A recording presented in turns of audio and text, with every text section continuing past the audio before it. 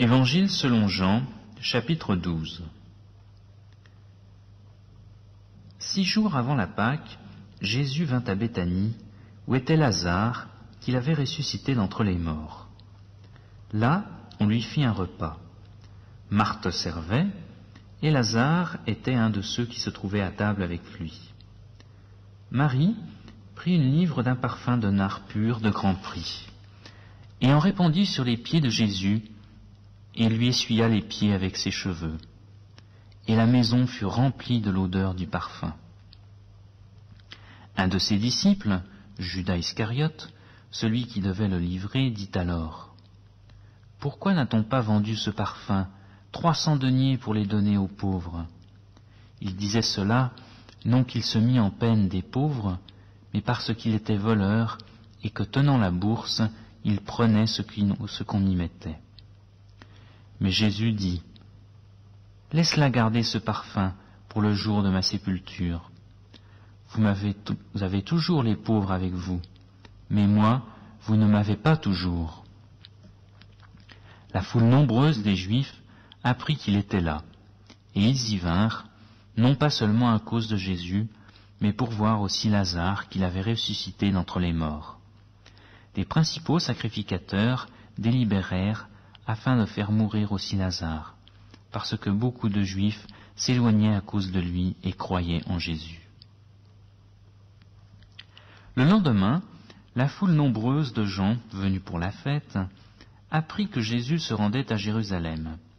Ils prirent des branches de palmier et sortirent à sa rencontre, et ils criaient : « Hosanna, béni soit celui qui vient au nom du Seigneur, le roi d'Israël. » Jésus trouva un ânon et s'assit dessus, selon ce qui est écrit : « Sois sans crainte, fille de Sion, voici, ton roi vient, assis sur le petit d'une ânesse. » Ses disciples ne comprirent pas cela tout d'abord, mais quand Jésus fut glorifié, alors ils se souvinrent que ces choses étaient écrites de lui, et que pour lui, il les avait faites.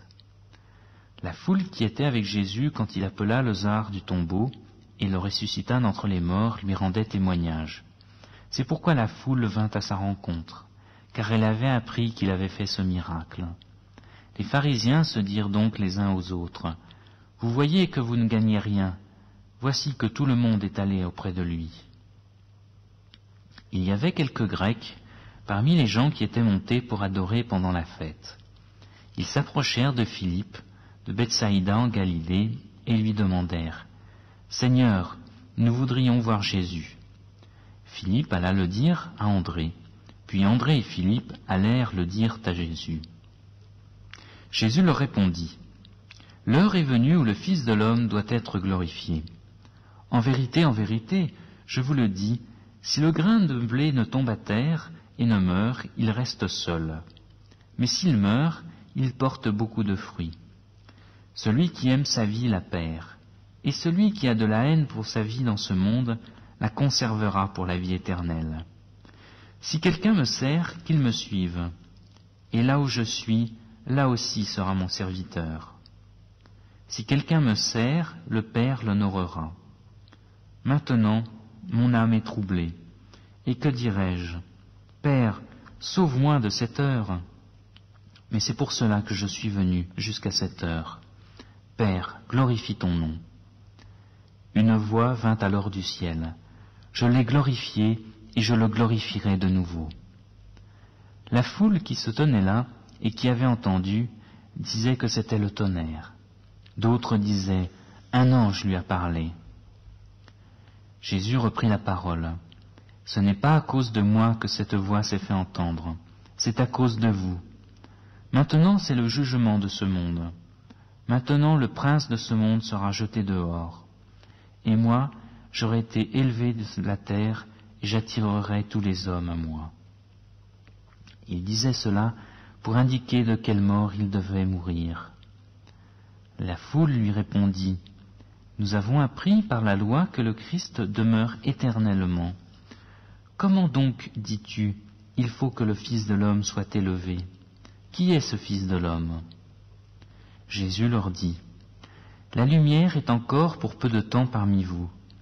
Marchez pendant que vous avez la lumière, afin que les ténèbres ne vous surprennent pas.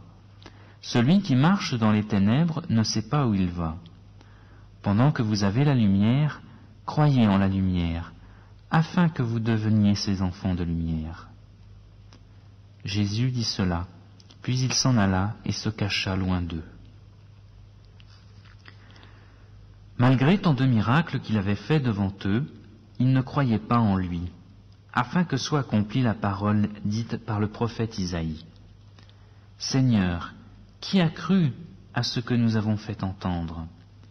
Et à qui le bras du Seigneur a-t-il été révélé? » Aussi, ne pouvaient-ils croire parce que Isaïe a dit encore « Il a aveuglé leurs yeux et endurci leur cœur, de peur qu'ils ne voient des yeux, qu'ils ne comprennent du cœur, qu'ils ne se convertissent et que je ne les guérisse. » C'est ce que dit Isaïe lorsqu'il vit sa gloire et qu'il parla de lui. Cependant, même parmi les chefs, plusieurs crurent en lui. Mais à cause des pharisiens, ils ne le confessaient pas pour ne pas être exclus de la synagogue, car ils aimaient la gloire des hommes plus que la gloire de Dieu. Jésus s'écria, « Celui qui croit en moi croit, non pas en moi, mais en celui qui m'a envoyé. Et celui qui me contemple, contemple celui qui m'a envoyé. Moi, la lumière, je suis venu dans le monde, afin que quiconque croit en moi ne demeure pas dans les ténèbres. Si quelqu'un entend mes paroles et ne les garde pas, ce n'est pas moi qui le juge, car je suis venu non pour juger le monde, mais pour sauver le monde. Celui qui me rejette et qui ne me reçoit pas mes paroles a son juge. La parole que j'ai prononcée, c'est elle qui le jugera au dernier jour. Car mes paroles ne viennent pas de moi, mais le Père qui m'a envoyé m'a commandé lui-même ce que je dois dire et ce dont je dois parler. Et je sais que son commandement est la vie éternelle. Ainsi, ce dont je parle, j'en parle comme le Père me l'a dit.